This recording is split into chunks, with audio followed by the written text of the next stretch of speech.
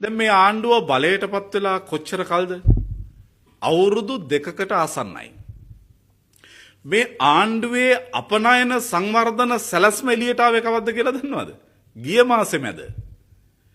මේ ආණ්ඩුව බලයටපත් වෙලා අවුරුදු 2කට කිට්ටුයි Tamanගේ ආණ්ඩුවේ අපනයන සංවර්ධන සැලැස්ම ඉදිරිපත් කරද්දී මේ ආණ්ඩුවට නොතේරෙන වෙන්න බැහැනේ අපි ඉතිහාසයේ පුරාම විදේශ විනිමය අර්බුදයක සෙවණැලි සහිතව තමයි හැමදාම මේ රට ඉස්සරහට අවිල්ලා තියෙන්නේ.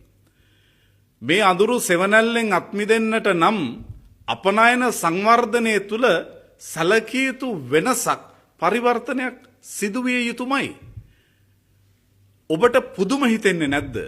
Taman සතුව දැවැන්ත වැඩපිළිවෙලක් තිබෙන බව පවසපු ඒවා ක්‍රියාත්මක කිරීම සඳහා ප්‍රාමාණික විද්වතුන් Taman සතු බව පවසපු ආණ්ඩුවක් බලයටපත් වෙලා අවුරුදු 2ක් ගත්තා Tamanගේ අපනයන සංවර්ධන සැලැස්ම ඉදිරිපත් කරන්න.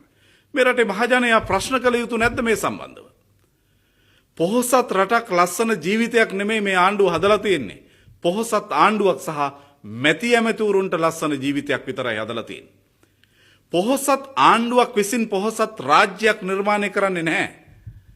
ආණ්ඩුවේ පොහොසත් බව විධිමත්ව ආයෝජනය කිරීම තුළ ඒ මත අත්‍යවශ්‍ය ප්‍රජාවන් සඳහා සේවා සම්පාදනය කිරීම තුළයි පොහොසත් රට නිර්මාණය වන්නේ.